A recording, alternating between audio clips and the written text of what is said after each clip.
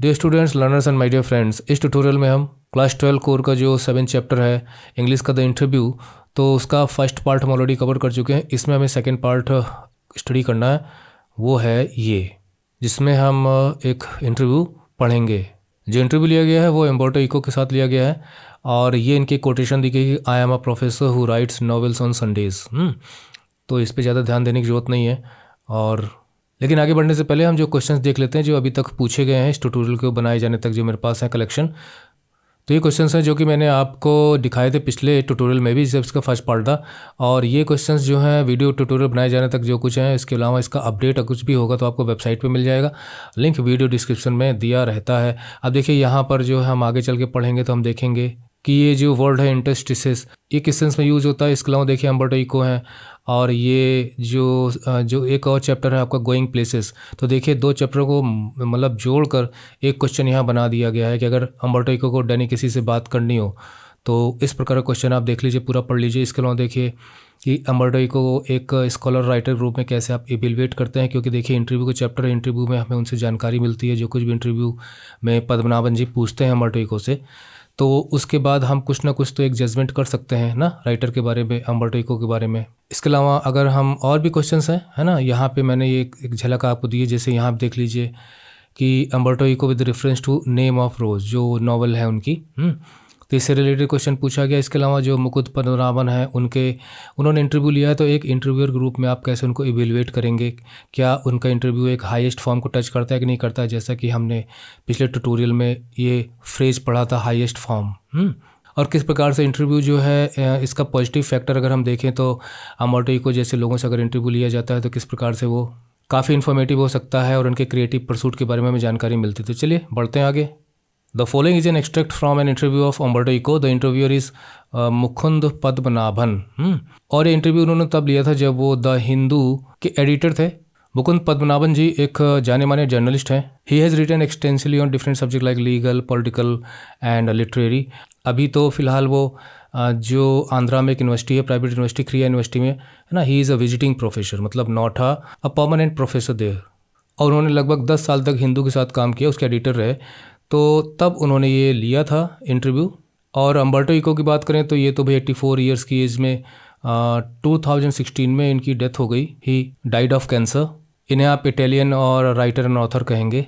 एक तरफ ये एकेडमिशियन भी थे क्योंकि भाई ये प्रोफेसर भी रहे, और दूसरी तरफ इनका टच फिलॉसफी से भी था और इनके अपने रिसर्च थे, और उन्होंने फिक्शन में भी दखल था उनको। उन्होंने नॉवल लिखी, फर्स्ट नॉवल जो यहाँ पे भी हम देखेंगे कौन क्या नाम था उसका, जिसने उनको मतलब इतना ज़्यादा रिच बना दिया, because it sold millions of copies. तो एम्बर्टो इको से उन्होंने इंटरव्यू लिया जब वो प्रोफेसर थे यूनिवर्सिटी के, और बोलोनिया यूनिवर्सिटी इटली में है। तो तब तक उनकी काफ़ी रेपुटेशन हो चुकी थी, यहाँ पे वर्ड फ्रेज़ यूज़ किया गया है। जब उनका इंटरव्यू लिया गया तो तब तक he had already acquired a formidable reputation. वैसे फॉर्मिडेबल तो मतलब ये होता है जो थोड़ा सा डर उत्पन्न कर दे, भय उत्पन्न कर दे, घबराहट उत्पन्न कर दे, बट यहाँ पे फॉर्मिडेबल रेपुटेशन का मतलब द ग्रेट पावरफुल रेपुटेशन उनकी बन चुकी थी। तो उनका सम्मान काफ़ी था उस वक्त। और as a scholar for his ideas on semiotics, और उनका जो सम्मान था वो एक स्कॉलर के रूप में था। और सीमियोटिक्स, देखिए सीमियोटिक्स जो है उस पर उनका काफ़ी कंट्रीब्यूशन था, है ना। आइडियाज़ ऑन सीमियोटिक्स यहाँ लिखा गया है, हालांकि यहाँ इसका मीनिंग दिया गया है द स्टडी ऑफ साइंस। तो वास्तव में he was a student of science and symbols. Study से मतलब ये है कि interpretation of social and cultural science, या कुछ भी हो, मतलब आपने जो डिटेक्टिव मूवीज़ देखी होंगी तो किस तरह से वहाँ पे डिफरेंट सुराग मिलते हैं और लोग उसको डिफरेंट मतलब सिग्नल्स को, क्लूज़ को समझने की कोशिश करते हैं। तो कुछ भी आप यहाँ लगा सकते हैं कि interpretation of different science and symbols, उनका क्या इंटरप्रिटेशन, क्या मीनिंग निकल सकता है। हालांकि इसमें एक और नाम आता है, वो है द फ्रेंच राइटर फर्डिनेंड का नाम आता है। और उस डेवलपमेंट में जो सीमियोटिक्स में, इसमें इन्होंने भी अपना अच्छा खासा कंट्रीब्यूशन दिया था। तो वे एक स्कॉलर ग्रुप में जाने जाते थे सीमियोटिक्स के क्षेत्र में। इसके अलावा उनके लिटरेरी अचीवमेंट भी थे, है ना, literary interpretation and medieval aesthetics. Medieval aesthetics की अगर हम बात करें, एस्थेटिक्स तो आप जानते हैं कि मतलब कुछ भी जहाँ पे आप ब्यूटी और गुडनेस का, है ना। मिडिवल एस्थेटिक्स की अगर हम बात करें तो भाई मिडिवल टाइम की बात हो रही है यहाँ पे। मिडिवल टाइम मतलब लगभग 500 AD से लेके, मतलब वैसा कुछ इसका वैसे डिमार्केशन नहीं है, बट मैं आपको आइडिया दे रहा हूँ। लगभग 1500 AD तक, है ना, डिफरेंट क्षेत्र में डिफरेंट होते हैं। ये मैं आपका यूरोप का बता रहा हूँ कि इसके बीच का जो पीरियड है वो मिडिवल हिस्ट्री का पीरियड आप ले सकते हैं यूरोपियन हिस्ट्री में। और एस्थेटिक्स का मतलब होता है कि देखिए मिडिवल टाइम की बात हो रही है, और मिडिवल एस्थेटिक्स का मतलब ये है कि उन्होंने अपने समय में इसको भी स्टडी किया था। एस्थेटिक्स का मतलब होता है कि the idea of beauty and what is good taste, क्योंकि उन्होंने मिडिवल हिस्ट्री एंड फिलॉसफी में भी डिग्री हासिल की थी।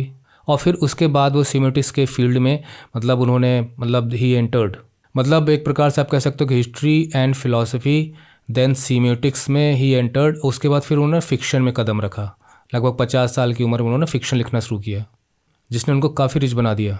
तो मिडिवल टाइम के एस्थेटिक्स को उन्होंने मतलब आप कह सकते हैं कि एस्थेटिक्स इज द फिलॉसफी ना that studies and appreciates the nature of beauty and good taste, है ना, कि what is beautiful, as to what is beautiful. अगर हम मिडिवल राइटिंग की बात करें तो उसमें अब ब्यूटी या उससे नेचर से रिलेटेड बहुत सी बातें उस वक्त राइटर जैसे टॉमस एक्विनास बहुत फेमस थे ना, सेंट टॉमस एक्विनास। अब वो क्या कहते थे, उनका ये मानना था कि भाई सेंट टॉमस एक्विनास जो है वो, उनके बारे में आपने हो सकता है ना ही सुना हो, लेकिन फिर भी मेरा मन है कि मैं यहाँ पे थोड़ा सा आपको एस्थेटिक्स के बारे में बताऊँ।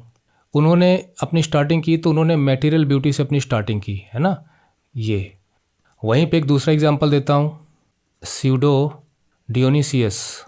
अब इनका आइडिया ब्यूटी ये था कि he started with the assumption of absolute and divine beauty. अब देखिए दोनों के अप्रोच में कितना डिफरेंस है ना, कि उन्होंने मेटेरियल ब्यूटी से शुरुआत की, इन्होंने एब्सोल्यूट डिवाइन ब्यूटी से शुरुआत की, फिर वो आते हैं यहाँ पे मेटेरियल ब्यूटी का जिक्र करते हैं। और एक्विनास जी का ये भी कहना था कि मतलब beauty and good are independent. और यहाँ पे मैं छोड़ रहा हूँ उनकी मतलब जो उनका मतलब उनकी एक बात बता के यहाँ पे छोड़ रहा हूँ कि उनका जैसे ये कहना था कि ब्यूटीफुल इज़ प्लेजरेबल। तो एक तरफ तो उन्होंने ये कहा, लेकिन साथ ही साथ उन्होंने ये कहा while all pleasures are not beautiful. तो देखिए यहाँ पे कॉन्ट्रडिक्शन आपको देखने को मिल रहा है। इसके अलावा हम आम बोलचाल की भाषा में कहते हैं कि भाई देखिए जो खूबसूरती है ना, वो देखने वाले के आँख में होती है, मतलब देखने वाले की नज़र में, ठीक है ना, कि नज़र में होती है ना। तो ये भी तो एक आइडिया ऑफ ब्यूटी है। और शास्त्रों में अगर हम बात करें तो लिखा गया है कि सत्यम शिवम सुंदरम ना, सत्यम शिवम सुंदरम की बात की गई है। तो क्या है ये सब चीज़ें, है ना, आइडिया ऑफ ब्यूटी की जिक्र कर रहे हैं। तो इस पर काफ़ी कुछ जो है मिडिवल टाइम में भी जो है राइटिंग्स में देखने को मिलता है। आप कह सकते हो कि इसके अलावा जो वहाँ का डेवलपमेंट हो या वहाँ की जो मतलब आर्किटेक्चर हो, जो कल्चर हो, कहीं पे भी आइडिया ऑफ ब्यूटी आप कैसे निकाल सकते हैं, तो एस्थेटिक्स होते हैं। मतलब if you are trying to find out the beauty and the good taste in something, तो आप एक एस्थेटिक सेंस की बात कर रहे हैं, ठीक है। तो हमें एस्थेटिक्स को भूलना नहीं चाहिए किसी भी चीज़ के। इसको कहा ही जाता है सौंदर्य शास्त्र, ठीक है ना। मेरी हिंदी जो है शायद शास्त्र ऐसे लिखा जाएगा, है ना। ये तो अम्बर्टो इको साहब ने जो कुछ उनकी अचीवमेंट थी उसके लिए उनका बड़ा सम्मान था। तो यहाँ पे लिटरेरी इंटरप्रिटेशन हो गया, मिडिवल एस्थेटिक्स की बात हो गई, and it turn to writing fiction. और बाद में उन्होंने फिर फिक्शन लिखना भी शुरू कर दिया, यानी काल्पनिक कहानियाँ, लिटरेरी फिक्शन, साहित्यिक, एकेडमिक टेक्स्ट जो स्कूल्स एंड यूनिवर्सिटीज़ के लिए मैटर करते हो, एसेज, चिल्ड्रंस बुक्स भी उन्होंने लिखी है, न्यूज़पेपर में आर्टिकल्स भी लिखे हैं। हिज रिटन आउटपुट, मतलब जो कुछ भी उन्होंने लिखा है तो कितना लिखा है वो उनका आउटपुट है, इज स्टैगरिंगली लार्ज। स्टैगरिंगली का मतलब ये हो गया कि मतलब इतना ज़्यादा, या मतलब कुछ भी हो आपको ऐसा लगता हो कि इस पे तो विश्वास करना मुश्किल है, तो हैरान कर देने वाला अचीवमेंट है उनका।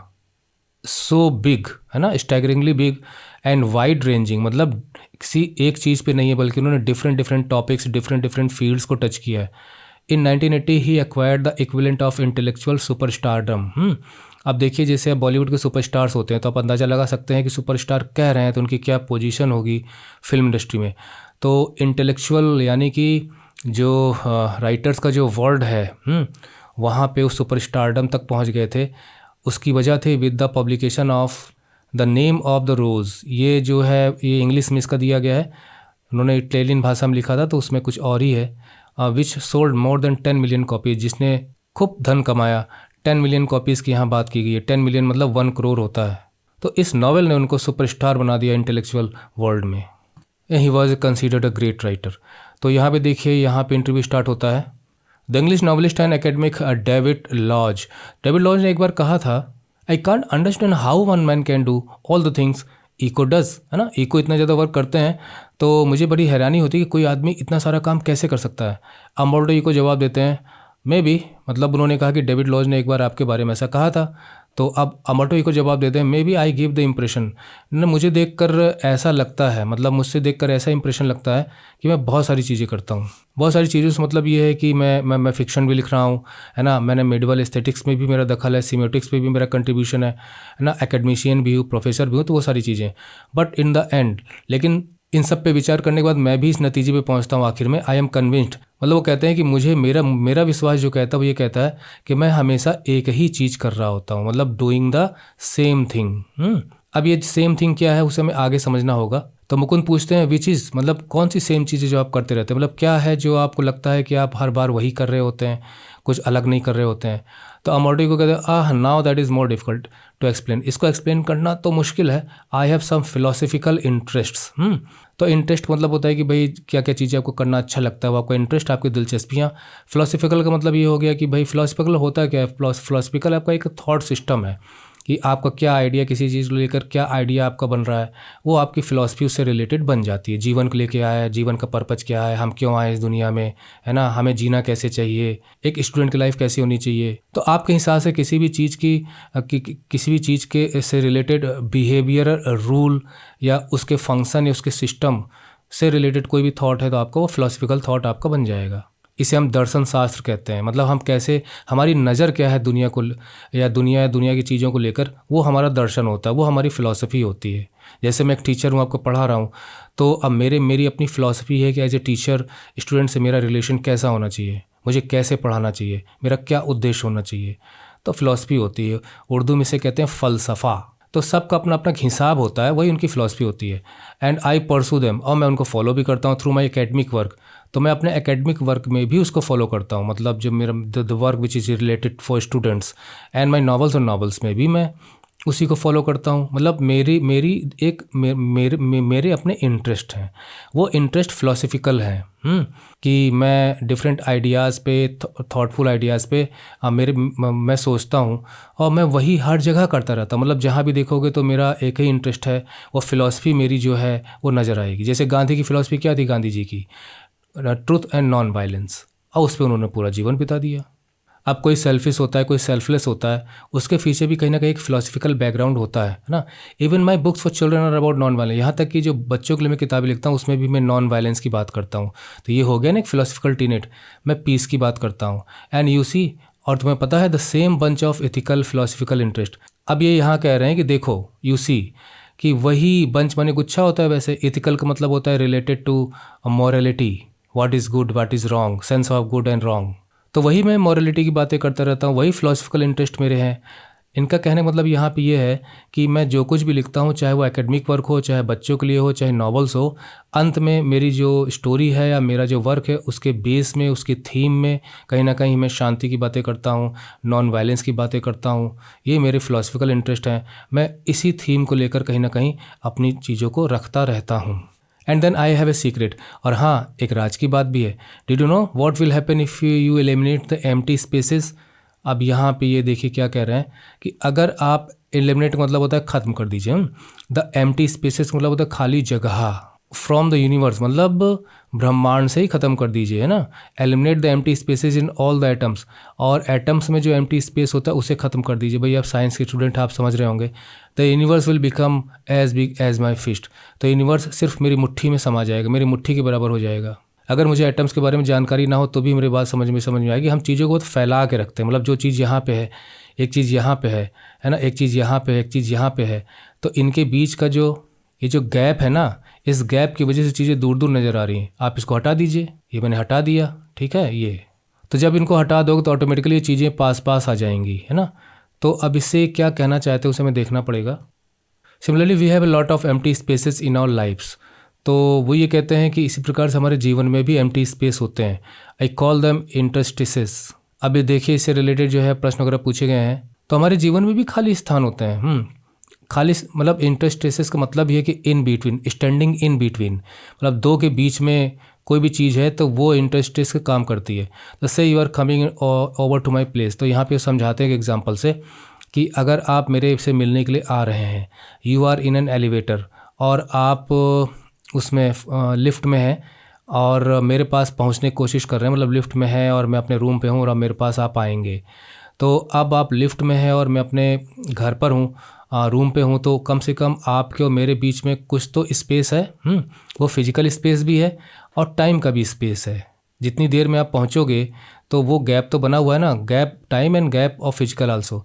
दिस इज एन इंटरस्टिस, ये है इंटरस्टिस। कहने का मतलब ये है कि मैं आपका इंतज़ार कर रहा हूँ, तो आपका और आपका मुझसे आके मिलना, इस बीच में जो समय बीता है वो इंटरस्टिस है। I work in empty space, मैं इसी एम्प्टी स्पेस में काम करता हूँ।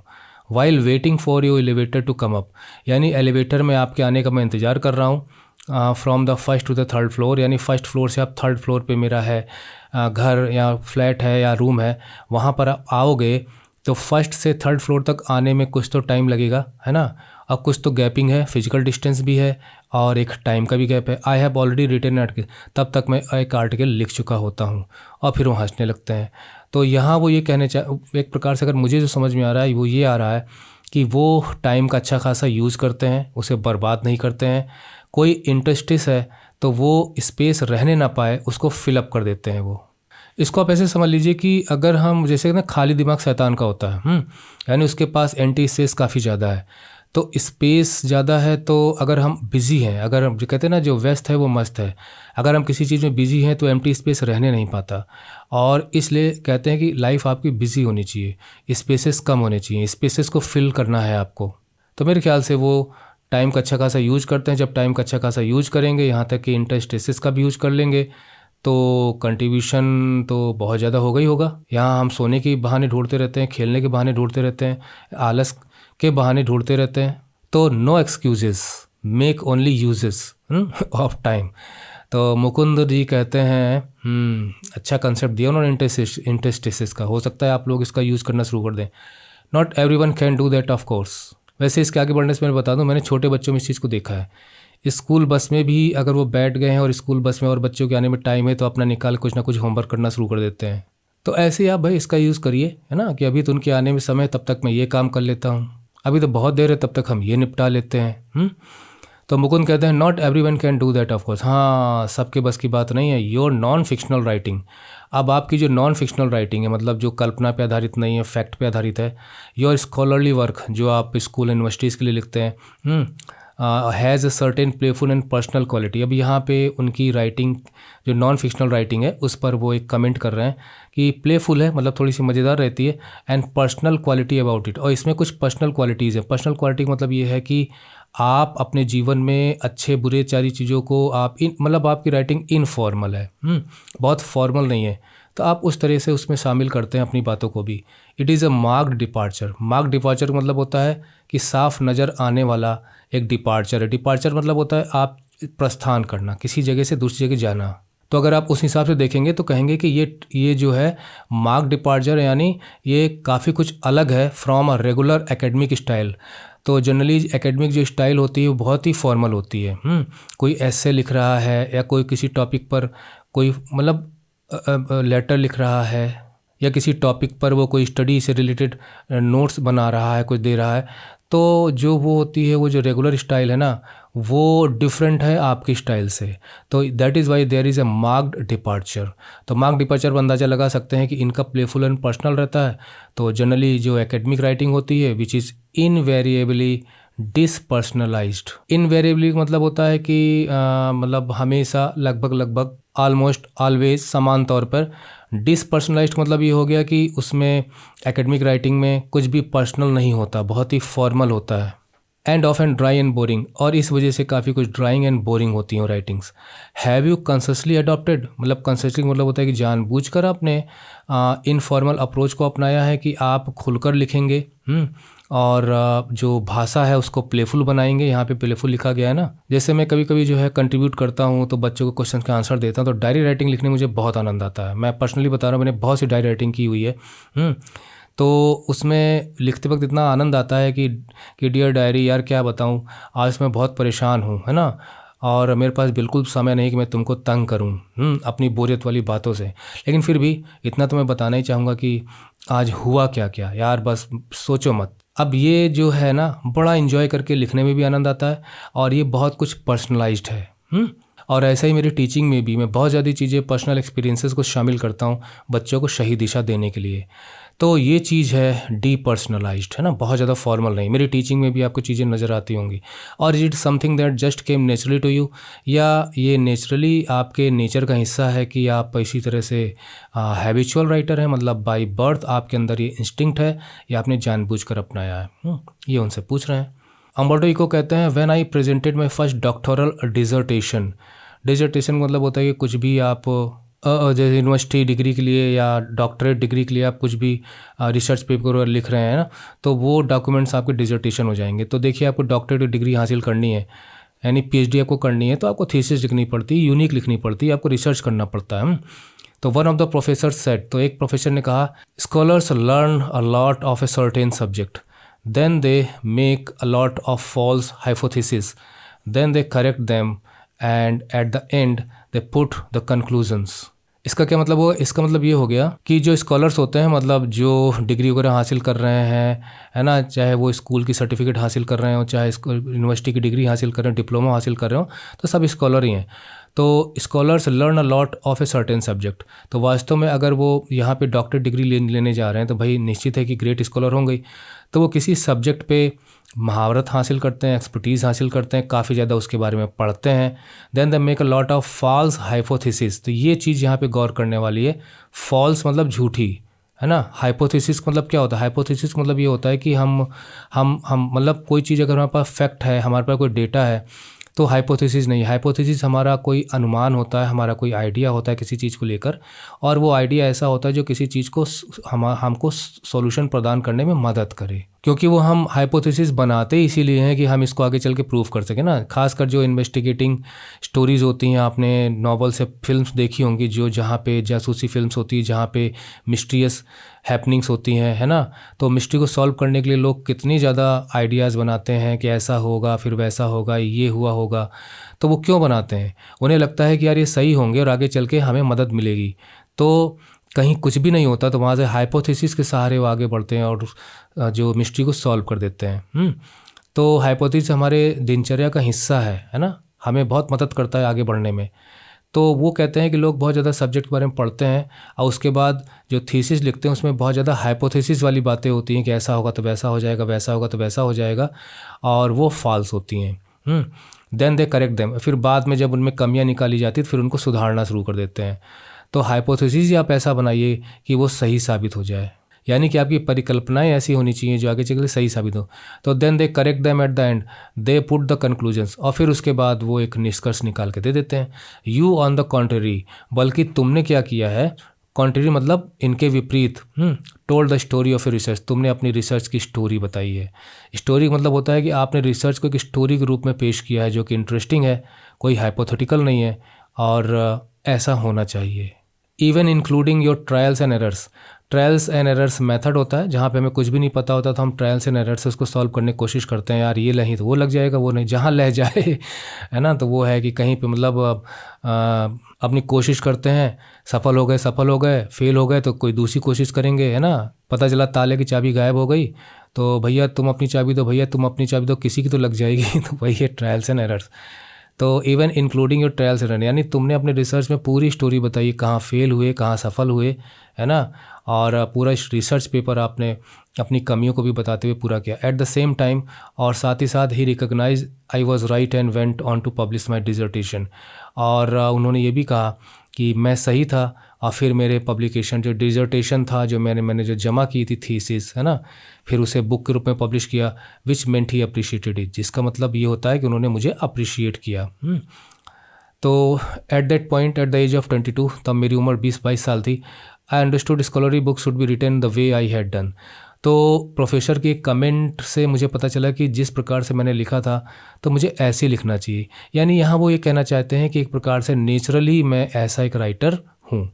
By telling the story of the research, यानी आप कुछ भी कहीं पे भी कुछ की आपकी जो फाइंडिंग्स होती हैं, मतलब आप किसी चीज़ को किसी चीज़ के पीछे पड़ के और उसे हासिल करते हो, तो ये जो बीच की जो जर्नी है ना, यहाँ पे जो आपका रिसर्च है काफ़ी कुछ, जैसे मैं ये आपको पढ़ा रहा हूँ, तो अब मैं या कोई भी आपको पढ़ाता है, आप यूट्यूब पे तमाम वीडियोस देखते रहते हो, तो कहीं ना कहीं वो पढ़ाने के पहले थोड़ा सा उसको पढ़ते होंगे, उसके वर्ड मीनिंग देखते होंगे, कहाँ पे कैसे एक्सप्लेन करना है, इतना कुछ करते होंगे, और कहीं भी कुछ चीज़ें ऐसी आती होंगी जिनको जाके नेट पे ढूंढ ढाल के उसका मैटर तैयार करते होंगे, बच्चों के यहाँ बताएंगे। तो उनकी जो पूरी तैयारी है, उनका रिसर्च ही तो एक प्रकार से खोजबीन करना। तो अगर आप बच्चों से शेयर भी करते हो कि मैंने क्या किया, कैसे क्या किया, तो वो telling the story of a research. बाकी तो आपका आउटपुट है ही है। This is why my essays always have a narrative aspect, इसलिए मैं ऐसे भी लिखता हूँ तो नैरेटिव फॉर्म में होते हैं, मतलब स्टोरी राइटिंग फॉर्म में होते हैं।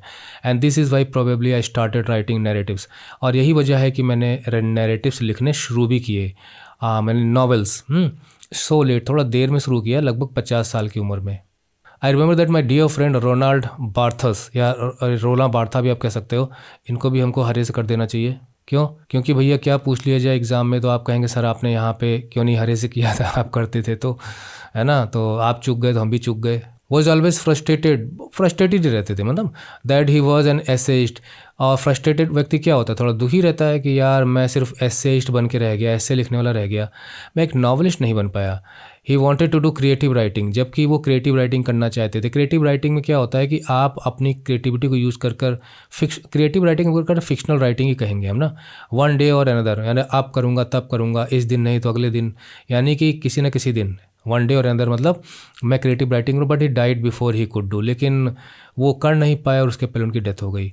I never felt this kind of frustration, मुझे कभी इस तरह का फ्रस्ट्रेशन महसूस नहीं हुआ कि when you are trying and you don't succeed then you frustrated ना। आई स्टार्टेड राइटिंग, कुंठित हो जाते हो तब आप। I started writing novels by accident, मैंने नॉवेल्स जो है बाई एक्सीडेंट स्टार्ट करना लिखना शुरू किया, मतलब ऐसा कुछ मेरे अंदर नहीं था कि यार किसी ना किसी दिन मैं नॉवल लिखूंगा, बस बाई एक्सीडेंट नॉवल शुरू हो गया। I had nothing to do one, एक दिन मेरे पास कुछ भी करने के लिए नहीं था, एंड सो आई स्टार्टेड, बस मैंने ऐसी शुरुआत कर दी, कोई लिखना ही लिखना है, वही इंटरस्टिस वाला बात आ गई। Novels probably satisfied my taste for narration, लेकिन फिर मुझे पता चला कि जो नॉवल राइटिंग जो है ना, ये कम से कम मुझे बहुत सेटिस्फाइंग लगती है, क्योंकि जो मेरा नरेशन का जो टेस्ट है, मतलब चीज़ों को कहानी के रूप में बताना, तो उससे मुझे नॉवेल्स में सेटिस्फेक्शन मिलता है, क्योंकि वहाँ मुझे पूरी फ्रीडम है, क्योंकि वो स्कॉलरली नहीं है, मुझे पूरी फ्रीडम है, मैं कुछ भी प्लॉट बना के वहाँ डाल सकता हूँ, तो वो चीज़ है। मुकिन कहते हैं टॉकिंग अबाउट नॉवेल्स, अगर हम नॉवल की बात करें, from being a famous academic, तो आप फेमस एकेडमिक तो रहे ही हैं, you went on to becoming spectacularly famous after the publication of the name of the rose. इसका जिक्र हम पहले भी कर चुके हैं, उनकी फर्स्ट नॉवल थी ये नेम ऑफ द रोज़। तो स्पेक्टिकुलरली का मतलब होता है देखने लायक यहाँ पे ना, यानी आपकी द नेम ऑफ रोज़ के पब्लिकेशन के बाद एक फेमस एकेडमिक तो आप थे ही, है ना, एकेडमिक के फील्ड में आप थे, लेकिन इस नॉवल के पब्लिकेशन के बाद आपकी जो पॉपुलैरिटी देखने लायक थी, शानदार आप कह सकते हो स्पेक्टिकुलरली। यू हैव रिटन 5 नॉवेल्स, आपने 5 नॉवेल्स लिखी हैं against many more scholarly works, यानी आपने स्कॉलरली वर्क्स तो किए हैं, साथ साथ नॉवेल्स भी लिखी हैं, नॉन फिक्शन राइटिंग में भी आपका दखल है, फिक्शन राइटिंग में भी है, at least more than 20 of them, मतलब यहाँ पे उनकी नॉन फिक्शन राइटिंग की बात कर रहे हैं। अम्बर्टो को कहते हैं 40, मुकुंद ओवर 40, ओके नहीं, यहाँ पे एक्सक्लेमेशन का मार्क लगा है, तो हमें इस तरह बोलना पड़ेगा over 40। Among them a seminal piece of work on semiotics, अरे मैंने सीमियोटिक्स में भी लिखा है। सेमिनल का मतलब ये है कि मतलब इम्पॉर्टेंट, वैल्यूएबल, ओरिजिनल वर्क्स, जो सिर्फ वर्क ही ना हो बल्कि इनका और औरों पे भी प्रभाव पड़ा हो, तो वो सेमिनल हो जाता है। आप कह सकते हो कि इम्पॉर्टेंट पीस ऑफ राइटिंग यहाँ पे। तो मैंने सीमेटिक्स में भी काफ़ी कुछ किया है और बहुत इंपॉर्टेंट किया है, जिसने फ्यूचर डेवलपमेंट पे असर डाला। सीमेटिक्स यानी study of science and symbols की आगे की फर्दर स्टडीज़ पे असर पड़ा है, इतना कुछ मैंने लिखा है। But ask most people about Umberto, लेकिन अब देखो अगर आप अम्बर्टो इको के बारे में किसी से पूछोगे तो वो कहेंगे ओह ही इज़ द नॉवलिस्ट, वो एक नॉवलिस्ट हैं।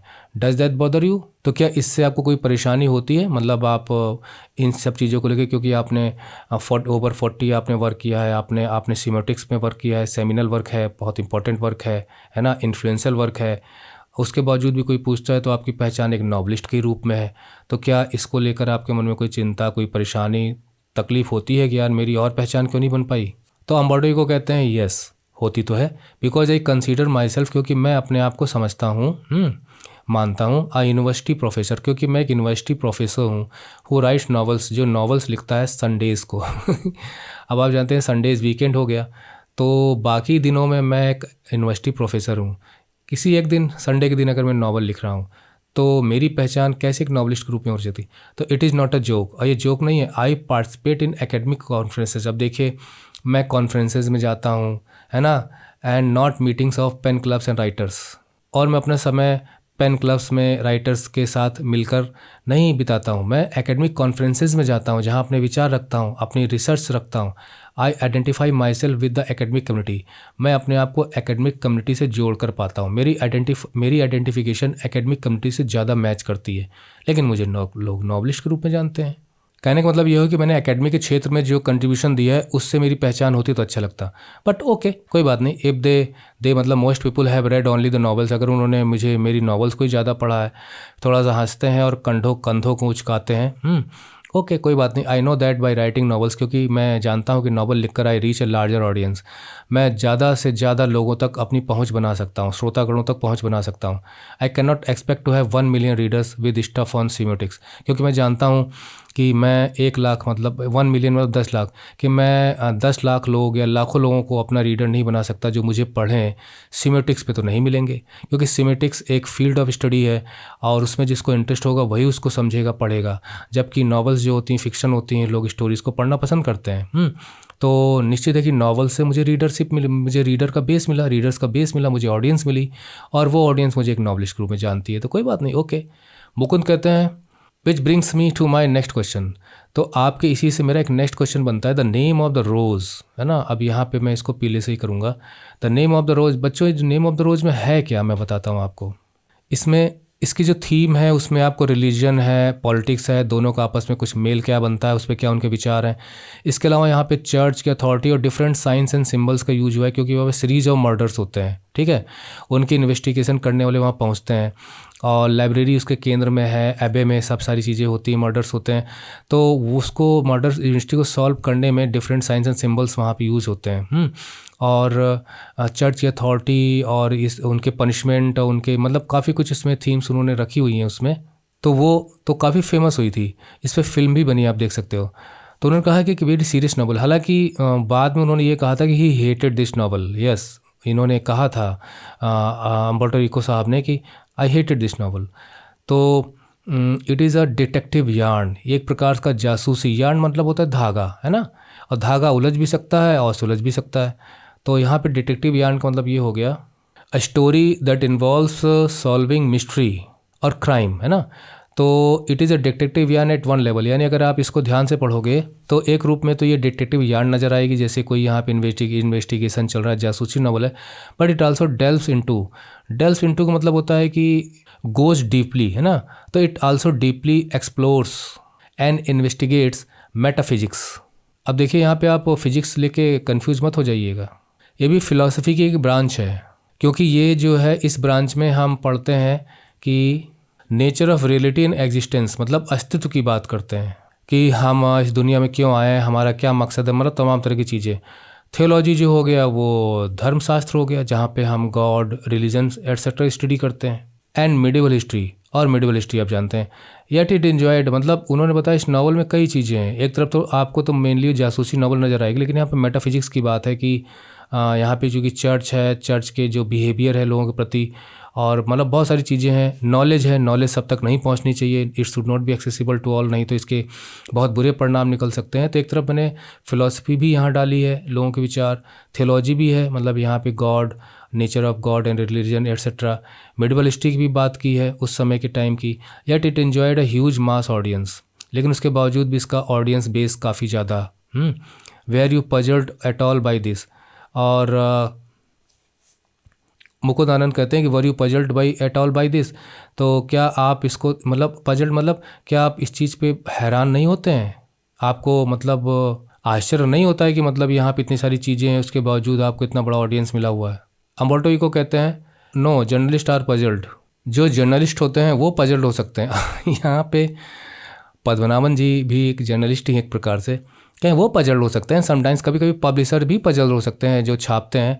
And this is so because, ऐसा इसलिए होता है बिकॉज जर्नलिस्ट एंड पब्लिशर्स, यानी पत्रकारिता करने वाले और जो किताबों के जो छपाई करता है, मतलब पब्लिशर्स हैं, publishers believe that people like trace, उन्हें लगता है कि लोगों को बस ट्रेस ही पसंद है। Don't like difficult reading experience, उन्हें डिफ़िकल्ट कॉम्प्लेक्स रीडिंग एक्सपीरियंस नहीं चाहिए, मतलब उन्हें आप सस्ता है ना फिक्शन बेचिए और वही वो पढ़ेंगे, उन्हें अच्छा लगेगा। यानी पब्लिशर यहाँ पे कह रहा है कि मेरी नज़र में वैल्यू एक गुड राइटिंग की, गुड स्टोरी की क्या हो सकती है मैं जानता हूँ, लेकिन जनरली पब्लिक जो पढ़ना चाहते हैं वो ट्रेस है, मतलब नॉट सो मच वैल्यूएबल, मतलब जिसे हम कूड़े में फेंक देते हैं, तो पुअर क्वालिटी। तो देखा जाए तो सच में है, हम लोग बहुत क्लासिकल, बहुत डीप वाली चीज़ें तो बिल्कुल पसंद नहीं करते, सतही स्तर की हमें स्टोरीज़ पसंद आती हैं। तो यहाँ पे एक प्रकार से वो सटायर भी है, मजाक भी कर रहे हैं कि उन्हें लगता है कि यार जनता जो है ना बस यही पसंद करती है, इसको यही परोसते रहो। वो सीरियस नहीं होना चाहते, सीरियस रीडिंग नहीं करना चाहते। Consider there are 6 billion people, मान लीजिए कि 6 बिलियन पीपल हैं, लगभग 6 अरब लोग हैं इस प्लेनेट पर। The name of the rose sold between 10 to 15 million, मान लीजिए 10 से 15 मिलियन लोगों ने इस कॉपी को खरीदा, इसको खरीदा बुक को। सो इन अ वे, तो एक प्रकार से हम कह सकते हैं कि I reached only a small, मैं बहुत ही कम परसेंटेज ऑफ रीडर्स तक पहुंचा, but it is exactly these kinds of readers who don't want easy experiences. लेकिन कम से कम ये वो लोग तो हैं, मतलब 10 to 15 मिलियंस पीपल जो है मेरी किताब को खरीद कर पढ़ रहे हैं, एक दूसरे से सुना होगा फिर उन्होंने खरीदा होगा, कम से कम ये वो लोग तो हैं जिन्हें डोंट वांट ईजी एक्सपीरियंसेस, मतलब उन्हें सतही और ट्रेस किस्म के और less valuable low quality publications पसंद नहीं है, वो इस तरह का डीप पढ़ना चाहते हैं। कम से कम वहाँ तक तो पहुँचा। मान लीजिए कि भाई ये बताना चाहते हैं कि यहाँ पे लगभग 6 बिलियन पीपल, 6 करोड़ लोग हैं, तो 6 करोड़ लोगों में 10-15 लाख कोई ज़्यादा नहीं होता, मतलब 10-15 तो 1.5 करोड़ लगभग हो जाएगा, ये कोई कुछ ज़्यादा मैटर नहीं करता। लेकिन फिर भी कम से कम ये वो लोग थे जो पब्लिशर्स और जर्नलिस्ट की जो बातों को झुठला रहे थे। और बच्चों ये बहुत बड़ी बात उन्होंने कही है, क्योंकि सबका अपना अपना एक वर्ग होता है, किसी के ज़्यादा किसी के कम। अब मैं भी पढ़ाता हूँ, मेरा उतना बड़ा अच्छा वर्ग नहीं है, बहुत ही कम ही लोग हैं, है ना, बहुत कम सब्सक्राइबर्स हैं, लेकिन कम से कम कुछ लोग हैं जो आते हैं कि यार रजीत सर ने जो क्या लेसन पढ़ा है उसे हमें पढ़ना है, देखना है क्या एक्सप्लेन उन्होंने किया है। सबका अपना एक बेस बन जाता है, किसी के करोड़ों में है, अरबों में है, किसी के सिर्फ सैकड़ों में है, किसी के सिर्फ हज़ारों में है, लेकिन सबको अपना एक ऑडियंस मिलता है। तो वो चीज़ यहाँ पे कह रहे हैं। एंड और at least don't always want this, या आप कह सकते हो कि अगर वो मेरी किताब को पढ़ रहे हैं, मेरी नावल को पढ़ रहे हैं, तो वो they don't want easy experiences, मतलब हल्की फुल्की कहानियाँ नहीं। या हम ये कह सकते हैं कि उन्हें हमेशा हल्की, हो सकता है उन्हें भी ट्रेस पसंद हो, लेकिन हो सकता है कभी कभी वो इस तरह की बुक का भी स्वागत करते हो। तो ये लोग भी हो सकते हैं जो हमेशा इजी एक्सपीरियंसेस वाली बुक्स नहीं चाहते। Yes, they want cheap and less valuable, और हल्की फुल्की कहानियाँ, मनोरंजक कहानियाँ पसंद हैं उनको, लेकिन कभी कभी उन्हें नहीं भी है, वो ढूंढते हैं कोई deep. I my self eight 9 PM after dinner, मैं खुद ही शाम को, रात को 9 बजे के बाद, डिनर के बाद वॉच टेलीविज़न वॉच करता हूँ। And want to see either Miami Vice और इमरजेंसी रूम, तो या तो मैं मियामी वाइस या इमरजेंसी रूम प्रोग्राम को देखना पसंद करता हूँ।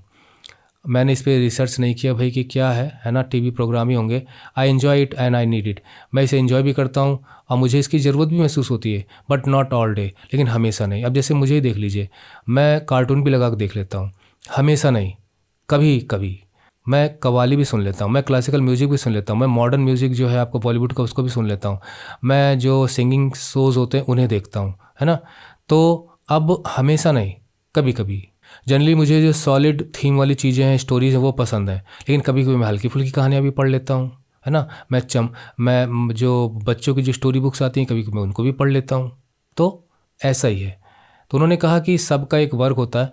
मुकुंद कहते हैं, could the huge success of the novel have anything to do with the fact that it dealt with, तो कहते हैं कि जो आपकी नॉवल बहुत ज़्यादा सक्सेसफुल रही, तो क्या उसका कुछ इससे लेना देना है, to do with that it dealt with the period of medieval history, कि उसने मिडिवल हिस्ट्री की बात की गई, क्योंकि देखिए अम्बर्टो इको तो मिडिवल टाइम के है नहीं, लेकिन उन्होंने जो स्टोरी जो फिक्शन बनाया है वो मिडिवल टाइम का बनाया है। क्योंकि मिडिवल हिस्ट्री में चर्च बहुत बड़ी अथॉरिटी हुआ करता था और करप्शन का भी शिकार था। अम्बर्टो इको कहते हैं दैट इज़ पॉसिबल, ये संभव है। मतलब उनका कहने का मतलब ये है कि जब क्वेश्चन पूछा था मुकुंद ने कि क्या आपको कुछ लेना देना इससे है कि आपकी जो नॉवल है वो मिडिवल हिस्ट्री को टच करती है, क्या ये सक्सेस में इसका हाथ है, तो कहते हैं संभव है, but let me tell you, लेकिन मैं एक बात बता दूं, एक कहानी और बताऊं, because I often tell stories like Chinese wise man. वो कहते हैं कि मैं स्टोरी भी बहुत अच्छी सुनाता हूँ, है ना, वाइज चाइनीज़ मैन की तरह स्टोरी सुनाता हूँ। अब जो देखिए भैया, हो सकता है चाइनीज़ लोग स्टोरी सुनाने के लिए प्रसिद्ध हों। माई अमेरिकन पब्लिशर सेड, मेरे जो अमेरिकन पब्लिशर ने जो मेरी पुस्तक को छापा उसने कहा, while she loved my book, अब वो लेडी है, उसने कहा मैं आपकी किताबों को पसंद तो करती हूँ, she did not expect to sell more than 3,000 copy, लेकिन मुझे लगता है कि मतलब मैं हूँ, मुझे ईजी एक्सपीरियंसेस पसंद नहीं है, मुझे कॉम्प्लेक्स फॉर्म ऑफ स्टोरीज पसंद है, लेकिन मैं पसंद करती हूँ, लेकिन मुझे लगता है कि 3,000 ज़्यादा कॉपी मैं बेच नहीं पाऊँगी। In a country where nobody has seen a cathedral और स्टडीज़ लैटिन, क्योंकि इसमें कैथेड्रल की बात है, मतलब चर्च की बात है, कोई मामूली चर्च नहीं, इम्पॉर्टेंट चर्च, और कहा जाए तो अपने क्षेत्र में, बहुत बड़े क्षेत्र में, अपने ज़िले में सबसे बड़ा चर्च तो चर्च। तो उस समय कैथेड्रल हुआ करते थे, तो उनका किसी ने कैथेड्रल नहीं सुना है या किसी ने लैटिन भाषा नहीं पढ़ी है। आपने जो नावल लिखा है उनमें इन शब्दों का प्रयोग है। So I was given an advance of ₹3,000 copies, तो मुझे सिर्फ 3,000 कॉपीज़ का एडवांस दिया गया। तो ये बुक जो है 1980 में मतलब ये पब्लिश हुई थी, और 1986 में से फिल्म भी बन गई थी। तो वो उनको लगा कि भाई मैं तो आपकी बुक पसंद करती हूँ क्योंकि मैं इस तरह की रीडर हूँ, लेकिन आम जनता तो नहीं पसंद करेगी, इसमें बड़ी गहरी गहरी बातें हैं, या उनसे उनसे उनकी उनकी इंटरेस्ट रिलेट ना करती हूँ। Lot of books have been written about the medieval past for before mine, तो कारण भी बताती हैं कि मिडिवल पास्ट में मध्यकालीन पर बेस्ड बहुत सारी किताबें लिखी हैं। बिफोर माइन मतलब मेरी किताब जो है, मतलब वो कह रही हैं कि मेरी किताब जो मैंने छपने के लिए दी है, मेरी किताब से पहले बहुत सारी किताबें छपी हैं। I think the success of the book is a mystery. तो अब यहाँ पर वो कहते हैं कि उसके बावजूद भी मेरी बुक इतनी सफल रही, nobody can predict it, कोई भविष्यवाणी नहीं कर सकता। I think if I had written the name of the rose 10 years earlier, अगर मैंने नेम ऑफ द रोज़ 10 साल पहले लिखी होती और 10 ईयर्स लेटर मतलब बाद में लिखी होती, it would not have been the same, तो शायद कहानी कुछ और ही होती। कहने का मतलब ये है कि नेम ऑफ द रोज़ बहुत सक्सेसफुल रही, लेकिन अगर मैंने 1980 की बजाय इसे जो है 10 साल पहले 1970 में लिखा होता, या मैं 1990 में लिखता, तो यहाँ पे ग्रेट सक्सेस उसको मिली। लेकिन हो सकता है कि इस समय लिखने पे ना उतनी सक्सेस मिली होती, और 1990 में लिखने में हो सकता है ना इतनी सक्सेस मिली होती। हम प्रिडिक्ट नहीं कर सकते किसी भी नावल के सक्सेस होने की, ये कहने का मतलब ये है। It would not have been the same, why it worked at that time is a mystery. अब वो बता रहे हैं कि लेकिन उसी समय क्यों वो बुक इतनी सफल हुई, ये एक मिस्ट्री है जो कोई नहीं सॉल्व कर सकता। तो यहाँ पर वो इस इंटरव्यू को यहाँ वो रीडर पे ही छोड़ देते हैं कि वो बड़ा इंट्रीग्ड होके ना, बहुत इंट्रीगिंग एंड है इसका यहाँ पे। हालांकि हो सकता है इंटरव्यू और अभी आगे रहा हो, क्योंकि जो पेंगुइन बुक ऑफ इंटरव्यूज़ है ना जिसमें से ये दिया गया है, उसमें बहुत बड़े बड़े जो सेलिब्रिटीज़ हैं उस अपने समय के ना जो अलग अलग क्षेत्र में, मैंने बताया था पिछले टोटल कुछ नाम लिया था, उनके इंटरव्यूज़ हैं। तो ये मुझे भी बड़ा इंट्रीगिंग लगा कि मतलब किताब की सफलता की बात नहीं है, कोई क्यों कैसे सब मतलब कभी कभी तो लॉजिक लगता है यार कि these are the reasons of success, है ना। तो वो कहते हैं कि मिडिवल हिस्ट्री पे या मुझसे भी इंट्रीगिंग स्टोरीज़ और लोगों ने लिखी, लेकिन मुझे इतनी सफलता कैसे मिल गई। तो आप कह सकते हो कि यहाँ पे किस्मत नाम की चीज़ आ ही जाती है। अब उदाहरण के लिए देख लीजिए, आपके लोकेलिटी में, आपके एरिया में ना ब्यूटीफुल लेडीज़ एंड गर्ल्स होंगी, उसके बावजूद देखिए आप बॉलीवुड हिस्ट्री में, बॉलीवुड फिल्मों में ऐसे ऐसे लोग हैं जिनके सामने जो उनके सामने फीके हों काफ़ी ज़्यादा, लेकिन ये लोग नहीं है वहाँ पे।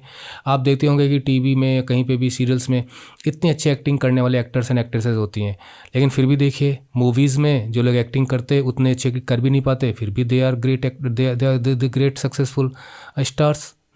कभी कभी तो ऐसा लगता होगा कि यार हम इनसे अच्छा कर सकते हैं, इनसे अच्छा डांस कर सकते हैं, इनसे अच्छा गा भी सकते हैं, इनसे अच्छी एक्टिंग कर सकते हैं, लेकिन आप कहीं नहीं हो, है ना। तो ये सारा किस्मत का गेम होता है। तो वो ये चीज़ कह रहे हैं कि it is a mystery to become, how one person gets so much of success is a mystery.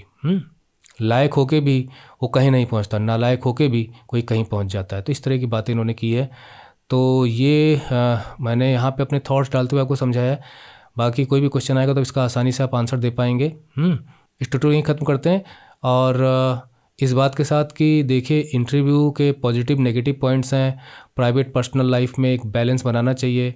इसके अलावा अम्बर्टो इको से हमें पता चलता है कि इंटरव्यू हमें बहुत ज़्यादा जानकारी देते हैं, होने चाहिए, नहीं तो हमें पता नहीं चलेगा किसी के जीवन के बारे में, एक क्रिएटिव जर्नी के बारे में पता चलता है, अंदर उनके विचार क्या होते हैं ये पता चलते हैं। तो इंटरव्यू मेरे हिसाब से तो पॉजिटिव है, लेकिन भाई किसी की प्राइवेसी को हर्ट करने वाला नहीं होना चाहिए, और बहुत ही पावरफुल मीन्स आज के ज़माने में है ये तो शेयरिंग इन्फॉर्मेशन। ही हमने पिछली बार में पढ़ा था, यहाँ पे इस वाले पोर्शन में हमने पढ़ा था।